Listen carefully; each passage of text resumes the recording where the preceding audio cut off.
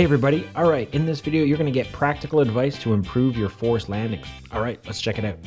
The other thing you want to remember is that forced landings, exercise 22, has the highest failure rate on private pilot and commercial pilot flight tests. By far the highest failure rate. And when we assess pilots on that stuff, we look at their ability to manage the cockpit. So, you know, how well you conduct the checklist, brief the passengers, make your radio calls, those kind of things. And then we also assess how well the approach is flown. In other words, first of all, did you make your field? But more along with that, did you maintain the proper glide speed? Were you able to fly the airplane without any dangerous maneuvering? You understand when to extend the flaps, those kind of things. Often what we find is that candidates fail their private, even their commercial, recreational pilot flight tests simply because they miss the field. They can't set up a glide to the intended landing area. And there are lots and lots of reasons for that. None of them are good, but in many cases, what it is simply not understanding how far the aircraft can glide. And you know how far you want it to glide is different than what the airplane can actually do. So you want to spend some time with a qualified flying instructor and make sure that you understand how to assess how far the airplane is going to glide, and also how to vary your approach in order to ensure that you glide to the intended landing area. A little word about the intended landing area. We have some rules regarding whether you can change your landing area or not during a flight test. But in real life, who cares? What we really want is that you find a place to land. So, you know, don't get caught up in that. If something better presents itself, I'd recommend that you take it. However, on a flight test, we need to make sure that you can really assess how far the airplane is going to glide, and that's the reason for that rule.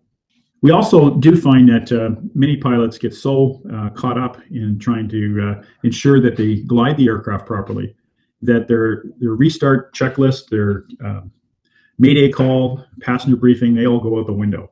And the reality is you have to be able to fly the airplane well enough to look after all of that stuff to really consider yourself proficient. One of the things that is a great exercise is, and we do this with our commercial candidates, you might consider frequently practicing a power off glide to a normal landing. So if you're just out flying, you know, on a regular hamburger run, instead of using a power assisted approach, if the traffic permits, you may consider just at some point closing the throttle, just seeing if you can glide the airplane to a specified point on the runway. And the specified point part is really important. You know, there's not much skill required to set a Cessna 150 on a 10,000 foot runway, but maybe you want to be able to do it on a portion of that runway. What this will do is it constantly will refresh your ability to assess the glide. And this is stuff we cover really early in pilot training, and many instructors forget to bring their students back around to that. Some people squeak through on a flight test with their forced landing because they got lucky and made the field. But in reality, if it happens for real, you have to wonder what the outcome is going to be. So the other important thing is that, you know, every once in a while, you know, if it's your airplane, review the checklists periodically. But if you're running in a school airplane, you don't have a lot of choice on that or a lot of control on that. But there are lots of pilot owners who make their own checklists, and they're quite good because they're tailored to that particular person.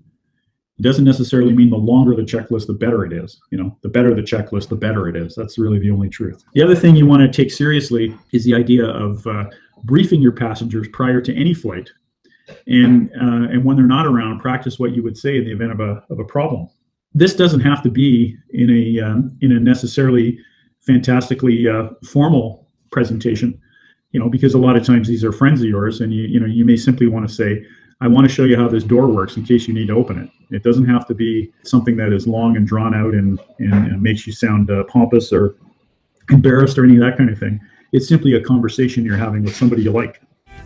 Now you can get a free pilot tip emailed to you every week with a quick tip from a Transport Canada pilot examiner with 23,000 plus hours. Now it's a great way to spend a couple of minutes each week just to get some pointers to keep you sharp. You can sign up at hangaaar.com for free.